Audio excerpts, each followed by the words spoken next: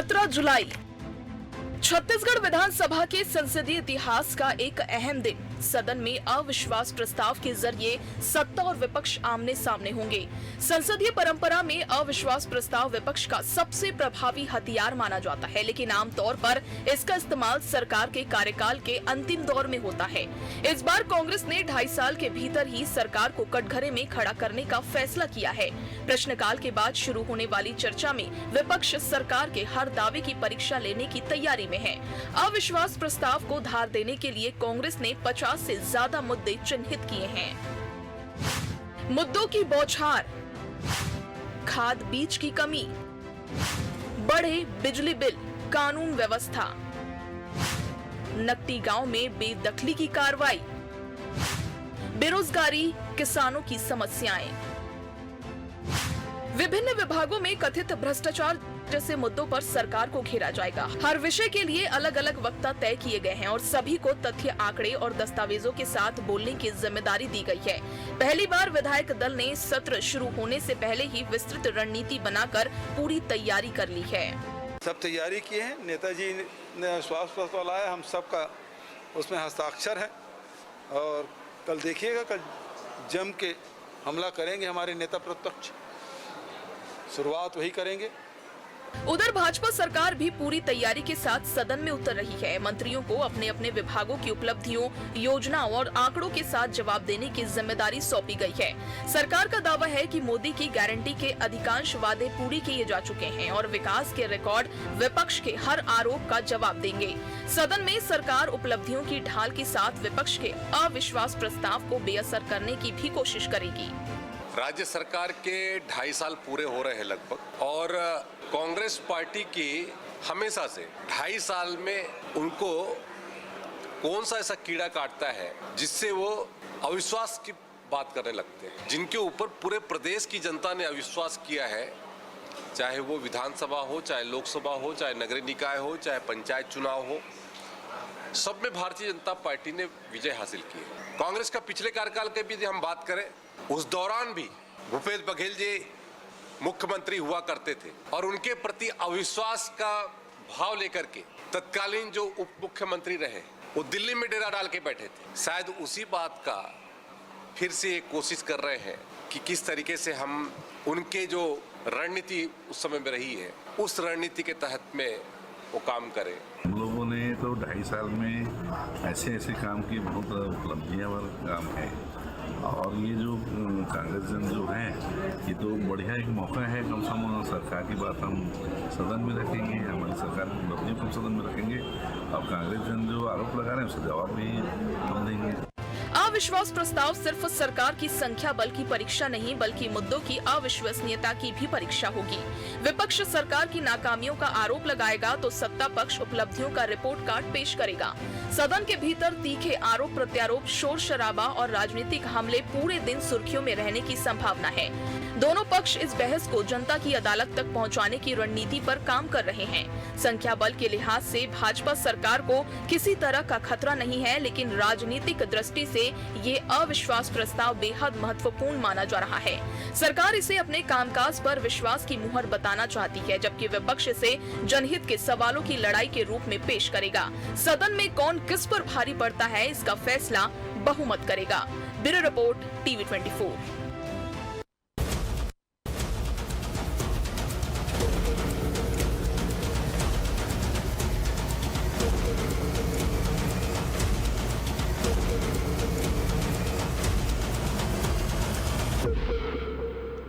नमस्कार, मैं मोहन तिवारी। आज के मुद्दे में आपका स्वागत है और आज का मुद्दा हमारा आधारित है विधानसभा के सबसे बड़े अस्त्र का इस्तेमाल कर दिया है कांग्रेस ने। जी हां, कांग्रेस का अविश्वास प्रस्ताव जिस पर 17 तारीख को चर्चा होनी है और उसके पहले ही दोनों ही ओर से तैयारियां पूरी कर ली गई है। कमर कस के मंत्रियों ने जवाब देने के लिए लंबी लंबी बैठकें की है। वहीं विपक्ष की 2 विधायक दल की बैठक हो चुकी है और काम बांटे जा चुके हैं, मुद्दे बांटे गए हैं, मंत्रियों को टारगेट करने के निर्देश दिए गए हैं और इस तरीके से विपक्ष की तैयारियों को देखकर लग रहा है कि इस बार अविश्वास प्रस्ताव काफ़ी बड़ा अस्त्र साबित होगा। और इसीलिए इसी पर चर्चा के लिए आज हम जुटे हुए हैं। इस चर्चा में क्या कुछ होने जा रहा है और क्या कुछ कहना है पक्ष विपक्ष का, इस पर बात करेंगे। उससे पहले मिल लेते उन मेहमानों से जो इस चर्चा में हमारे साथ रहेंगे। हम बहुत स्वागत करेंगे, हमारे साथ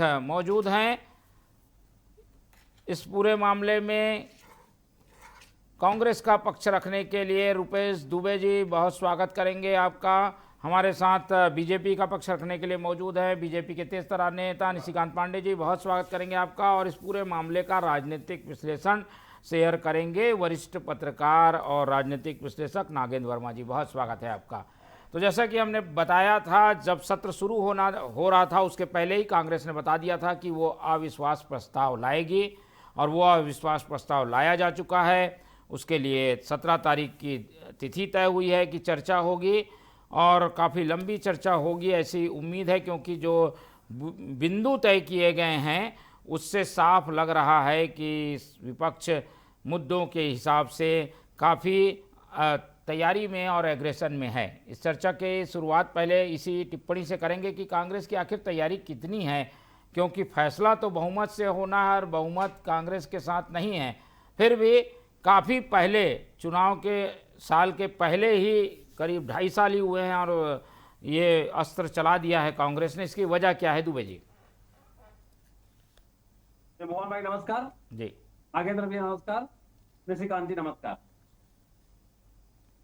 देखिए मोहन जी, लोकतंत्र में संख्या बल में बहुमत से कोई विधेयक या कोई प्रस्ताव पारित किया जा सकता है, लेकिन विपक्ष आम जनता के प्रति अपनी जवाबदेही तय करने के लिए और आम जनता को जिस प्रकार से छत्तीसगढ़ की भाजपा की सरकार में परेशानियां हो रही हैं, उन मुद्दों को लेकर के अविश्वास प्रस्ताव लाया गया है। आप देखिए जिस प्रकार से बिजली की दरों में लगातार इनके द्वारा बढ़ोतरी की गई। आज बिजली के बिलों में पिछले महीने के बिल और इस महीने के बिल में इतने अंतर है कि आम जनता हलाकान परेशान है।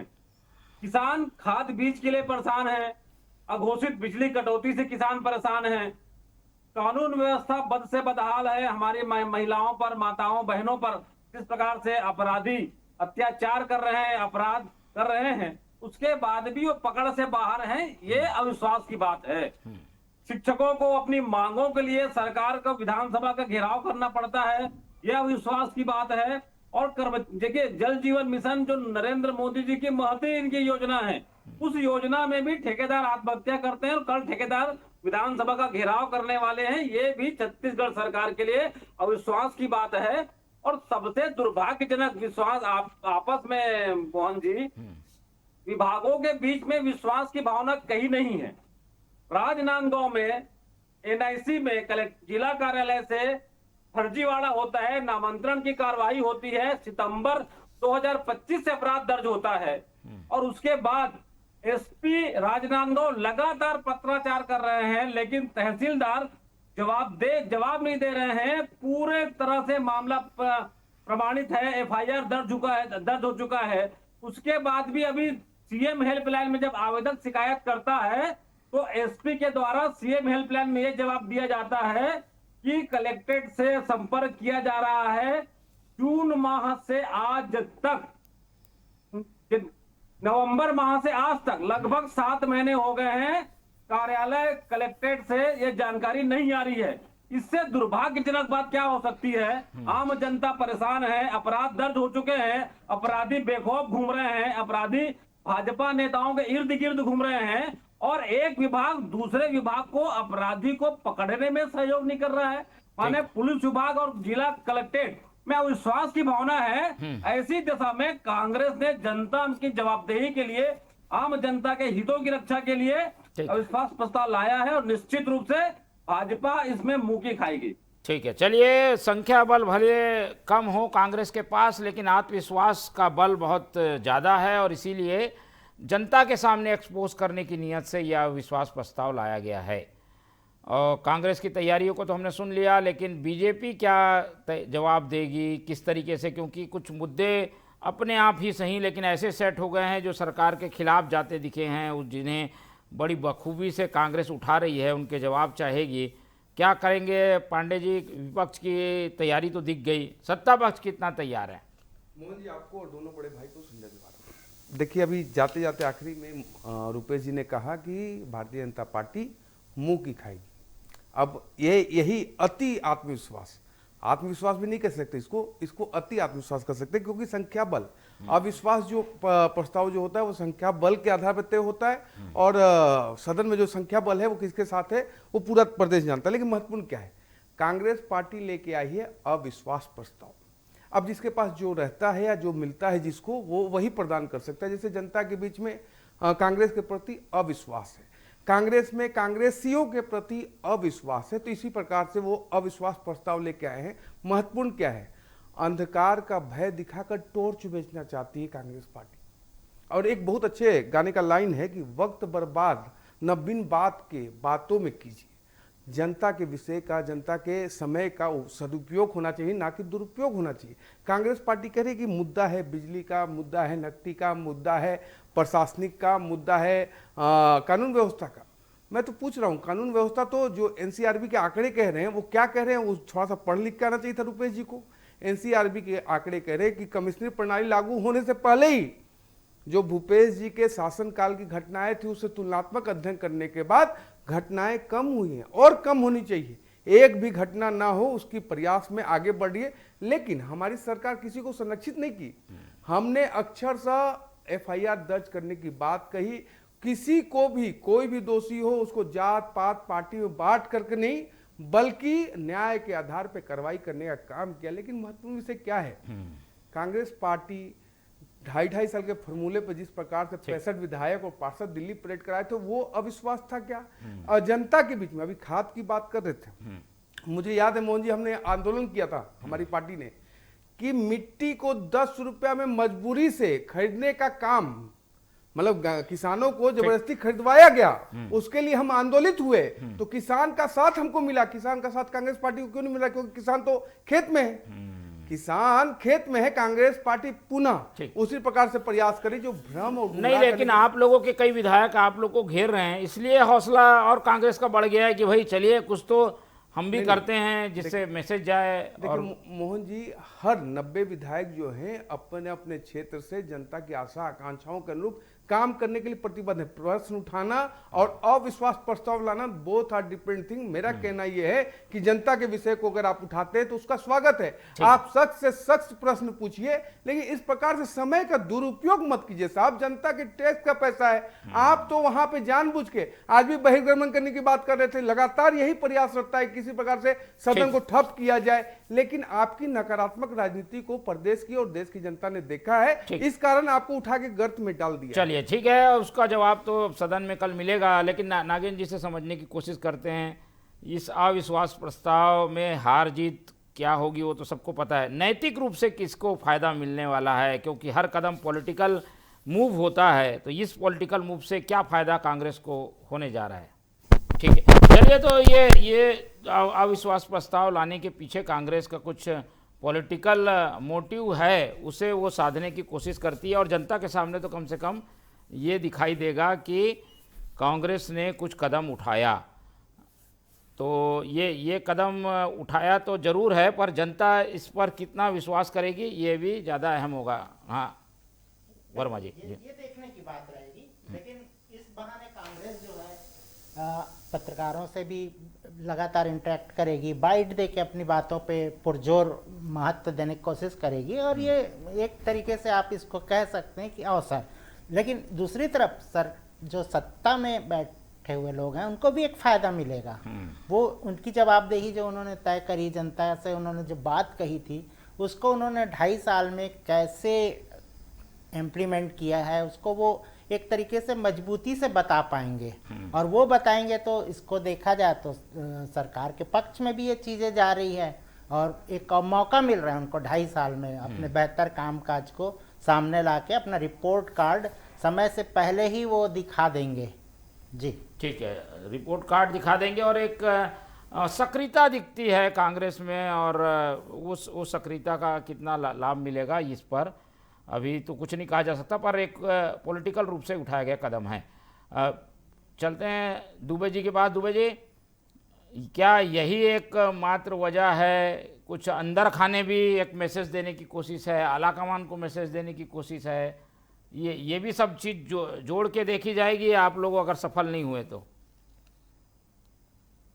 देखिए, बात सफलता असफलता की बात नहीं है। आम जनता जिस प्रकार से छत्तीसगढ़ में भाजपा सरकार के निरंकुशता के कारण परेशान है, मैं फिर से दोहराना चाहूंगा, और बार बार भाजपा के 2.5 साल की भाजपा सरकार अभी भी अपनी असफलता को छिपाने के लिए पिछले 5 साल की कांग्रेस सरकार पर दोषारोपण करने के अलावा कुछ नहीं करती है। नकटी के मामले में भाजपा की सरकार पूरी तरह से एक्सपोज हो गई। बार बार एक कांग्रेस सरकार के द्वारा चिन्हांकित किया गया था, ऐसा कहकर के दुष्प्रचार करने का प्रयास किया गया, प्रेस कॉन्फ्रेंस किया गया, लेकिन उन्होंने उस लाइन को नहीं पढ़ा कि नकटी के मामले में जो मकान जो बना करके रखे हैं उस स्थान को छोड़ करके अन्य जगहों को चिन्हांकित करना है। और लगातार रात के अंधेरे में जाकर के बुलडोजर चलाने की संस्कृति जो आतंकी पर्याय है छत्तीसगढ़ की भाजपा सरकार की, उस बात को लेकर के हमारे प्रदेश कांग्रेस कमेटी के अध्यक्ष दीपक बैज जी ने न्याय यात्रा निकाली। और जिस प्रकार से छत्तीसगढ़ में सरकार है, मैं फिर से दोहराना चाहूंगा, रेत माफिया गोली चला रहे हैं, आपस में प्रतिद्वंदिता में घर के अंदर घुस करके गोलीबारी हो रही है, ऐसी छत्तीसगढ़ की संस्कृति नहीं थी। और उसके बाद फिर से पुलिस के जवान, जो पुलिस हमारे लिए सम्मानित है, समाज के रक्षक हैं, उनकी भी वर्दी और उनकी भी कार्य पद्धति पर जिस प्रकार से भाजपा की सरकार में इन 2.5 सालों में प्रश्न चिन्ह लगे हैं, वो छत्तीसगढ़ के लिए दुर्भाग्यजनक बात है। ऐसी स्थिति में छत्तीसगढ़ में सरकार नाम की चीज नहीं है, और छत्तीसगढ़ का सामान्य व्यक्ति हो, छत्तीसगढ़ का प्रशासनिक तंत्र हो, छत्तीसगढ़ के कर्मचारी हो, इस सरकार पे अविश्वास की भावना कूट कूट करके भरी हुई है। ठीक है, चलिए अविश्वास प्रस्ताव के 2 प्रमुख मुद्दे तो यहीं पता चल गए कि भाई कानून व्यवस्था, नकटी का मामला और कई मुद्दे हैं जो कि सामने आएंगे। पांडे जी, इन सब सवालों का जवाब देने के लिए क्या तैयारी है? क्योंकि हम देखते हैं मंत्री थोड़े असहज रहते हैं, जवाब नहीं दे पाते, इस तरीके की स्थितियां बनती है, तो इसमें कैसे सामना होगा? नहीं, पूरी तैयारी है। जितना भी फास्ट बॉल डालना है कांग्रेस पार्टी डाले। लेकिन रुपेश जी जो बात कह रहे थे, रुपेश जी बड़ा मतलब अद्भुत लगता है कि आप कानून प्रशासन और पुलिस की बात कर रहे थे।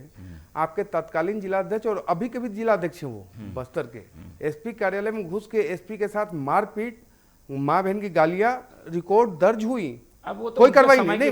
मैं एक उदाहरण प्रस्तुत कर रहा हूँ कि कलेक्टर ऑफिस में जिला पंचायत सीईओ थी महिला, उनको कांग्रेस पार्टी के एक नेत्री ने चप्पल से मार दिया। आम जनता परेशान है। देखिए, मुझे लगता है कि आप बाकी कांग्रेसियों से अलग हैं, थोड़ा सा आपको संयमता से बात सुनना चाहिए। जनता परेशान है। अरे हाँ, आम जनता की बात करें। अभी इतना अलोकतांत्रिक कांग्रेस है क्योंकि अभी रुपेश जी ने कहा कि प्रदेश में सरकार नाम की कोई चीज नहीं है। इतना अलोकतांत्रिक क्यों है? आप माओवाद की भाषा क्यों बोलते हैं? इस प्रकार से माओवाद की भाषा बोल रहे हैं आप। प्रदेश में सरकार चल रही तभी तो आप विपक्ष में हैं। आप लोकतंत्र में विपक्ष में बैठे हैं और कह रहे हैं कि प्रदेश में सरकार नहीं है। सरकार ही सारा काम कर रही है। आपने नकटी का विषय उठाया, आपने सेठी का विषय क्यों उठाया? हमने तो जिनका मकान मकान नहीं दिया। 100 परिवारों का मकान तोड़ने वाले भूपेश बघेल एक अदना सा मकान किसी को नहीं दिए। क्या बात करते हो आप? कैसे आकलन करते हो? अपने इतिहास को देखना भी नहीं है। किसको मकान देने के बाद उन गरीबों से पैसा लेने की बात कर रहे हैं। मत बजाओ। मुझे लगता है कि इस प्रकार से नहीं चलेगा। आपको मैं एक चीज बता रहा हूं स्पष्टता से, सुशासन की सरकार कैसे काम करती देखो आप। जो फरार था, जिसको आपने संरक्षित किया था, वो अभी भी कोषाध्यक्ष है आपका, वो अभी कहां है? रडार पे है, बता रहा है कितना पैसा किसको कैसे कब कैसे पहुंचाया गया। आपके राज में भय और भ्रष्टाचार की जो सरकार की उपलब्धि नहीं है। प्रदेश के संसाधन को लूटने वाले लोग उन्होंने आत्मसमर्पण किया है। जी, मुझे लगता है कि आपके सही मुद्दाओं पे पैर पड़ा है। मेरी बात सुन लीजिए ध्यान से। मैं ये कह रहा हूं, भय भ्रष्टाचार मुक्त छत्तीसगढ़ की जो कल्पना थी हमारी, उस दिशा में हमारी सरकार आगे बढ़ रही है। कांग्रेस पार्टी इस बात की चिंता करे कैसे कोषाध्यक्ष अभी तक न इस्तीफा दिया, न कांग्रेस पार्टी ने हटाया उनको। हजारों करोड़ रुपए घपला है। ये इस बार जवाबदेही सरकार की है, सरकार में आप लोग बैठे हैं, इसलिए मुद्दे की बात वो होगी जो अभी चल रही है। 10 सेकंड लूंगा। देखिए, जितना भी सवाल करना है प्रदेश के हित को लेते हुए और प्रदेश की जनता के आशा आकांक्षाओं के अनुरूप आप सवाल कीजिए, सरकार उसका जवाब देगी। सख्त से सख्त जवाब सवाल कीजिए। लेकिन महत्वपूर्ण विषय ये आता है कि आप अविश्वास प्रस्ताव लाके समय का दुरुपयोग क्यों कर रहे हैं। जनता के हित में काम करना भी है, विपक्ष का अगर आपको योगदान मिला तो वो भी तो अच्छे से कीजिए, वो भी नहीं कर रहे, समय गंवा रहे हैं आप जबरदस्ती का, बिना कारण का। प्रदेश की जनता के बीच में चाहे किसान हो, युवा हो, महिला हो, हर वर्ग को प्रदेश के आदरणीय विष्णुदेव साई जी की सुशासन की सरकार हर वर्ग के लिए काम कर रही है। बस्तर लाल आतंक से मुक्त हुआ, वहां पे विकास की चहुमुखी रफ्तार चल रही है। क्या कांग्रेस पार्टी इस पे चिंता करती है? क्यों नहीं चिंता की? 7 दशक से बस्तर विकास के इंतजार कर रहा था, आज विकास पहुंच रही है वहां, बता रहे हैं क्या कारण है? नक्सलवाद पर एक ऐसा फ्रंट है जो पीछे आप लोग को ले आता है, यानी बैकफुट में आ जाती है कांग्रेस हर बार। यहाँ इस बार कैसे करेंगे? इस बार भी सदन में यही सब बातें आएंगी जो पांडे जी कह रहे हैं? देखिए तिवारी जी, नक्सलवाद के बारे में बात करते हैं। छत्तीसगढ़ से नक्सलवाद समाप्त हो सबकी मंशा थी। भूपेश बघेल के नेतृत्व में कांग्रेस सरकार ने बेहतरीन कार्य योजना प्रारंभ करी थी। उसकी भी तारीफ भाजपा के नेताओं के द्वारा की गई थी। आज जिस प्रकार से बस्तर के नक्सल मुक्त ग्राम पंचायत को 1 करोड़ देने के बाद कितने ग्राम पंचायतों को 1 करोड़ दे दिए हैं। बहुत दुर्भाग्यपूर्ण। 2.5 साल में 540 हेक्टेयर वन को कटौती काट दिया गया। क्या यही बस्तर का विकास होगा? 1 करोड़, एक पंचायत बता दो जिसमें 1 करोड़ का विकास हुआ हो। क्या एक ऐसे ही बता दो जल्दी बता दीजिए जब पांडे जी रुपए जी 400 करोड़ रुपया से खाली एक जनतेवाड़ा में मेडिकल कॉलेज खुल रहा है। सभी ग्राम पंचायत सड़क से जुड़ रहे हैं, सभी ग्राम पंचायत इलेक्ट्रिसिटी से जुड़ रहे हैं, सभी ग्राम पंचायत में वाईफाई कनेक्शन पहुंचा रहे हैं, सभी ग्राम पंचायत में सड़क, स्वास्थ्य सुविधा, शिक्षा, पानी, सारी मूलभूत सुविधाएं हम पहुंचाने का काम कर रहे हैं। आपके जैसा नहीं है कि दिखाते कुछ और हैं और हजारों करोड़ रुपया अदा कर लेते हैं। ऐसा नहीं रुपए जी। मेरा एक सवाल है, क्या आपका भी रोल मॉडल है क्या? मेडिकल कॉलेज खतरे में था, अचानक कैसे क्या कर डाले? क्या सिर्फ जनता को गुमराह करना है? आधी अधूरी योजनाओं को लागू करना भाजपा की परिणति है। हिडमा आपका भी रोल मॉडल है क्या? यहां स्पष्ट करके जाना। अब नहीं आवाज आएगी आपकी। ये अटल श्रीवास्तव जी के बयान को आधार बनाकर कांग्रेसी ने कहा कि हिडमा उनका रोल मॉडल है। जल्दी बोलिए, हिडमा आपका रोल मॉडल है, जवाब देके जाना। आज जवाब चाहिए कांग्रेसियों से। ठीक, नहीं बोलेंगे कुछ। ये भाजपा के लोगों के द्वारा हिडमा आपका रोल मॉडल है कि नहीं? मेडिकल कॉलेज के बारे में दुहाई दे रहे हैं। रोल मॉडल है कि नहीं आपका? है जो 15 दिन पहले अटल श्रीवास्तव के बारे में कुछ तो कह दो कि गलत बोला, पार्टी से निकाल दो। चलिए ये सब मुद्दों की गर्माहट कल हमें देखने को मिलेगी। मोहन जी, लाल आतंक के आदमखोर। चलिए लास्ट एक कमेंट ले लेते हैं। वर्मा जी, अब क्या देख रहे हैं? ये लड़ाई इसी तरीके की होती रहेगी, इसमें जनता के मुद्दे कहीं गुम ना हो जाएं पॉलिटिकल लाभ और हानि के चक्कर में। बिल्कुल सही है मोहन जी, आपने सही चीज़ कही कि ये अविश्वास प्रस्ताव में जो चर्चा होगी सत्ता और प्रतिपक्ष के बीच, ये एक बहुत महत्वपूर्ण इसमें चीज़ें आएंगी सामने। एक तरफ तो सरकार अपने तमाम योजनाओं को कैसे उन्होंने पूरा किया और क्या क्या वायदे पूरा किए इस पे चर्चा करेगी, वहीं प्रतिपक्ष उन सारी कमजोरियों को गिनाने का प्रयास करेगी। हालांकि सरकार ये बात तो कहेगी कि उन्होंने 2.5 साल में विकास की ये इबारत कर दी, ये कर दी, और कांग्रेस ने अपने शासन काल में निश्चित रूप से, चाहे वो कोई भी कारण बनता रहा हो, विकास को एक तरीके से रोक दिया था, थम गया था उस दौर में। तो इसका फ़ायदा वो उठाने की कोशिश सत्ता पक्ष करेगा। लेकिन साथ ही देखना ये होगा कि कांग्रेस को एक फ़ायदा ये होगा कि आमतौर पे तीसरे चौथे साल में सरकार के कर्मचारी संगठन अपनी मांगों को लेकर आवाज़ उठाने लगते हैं।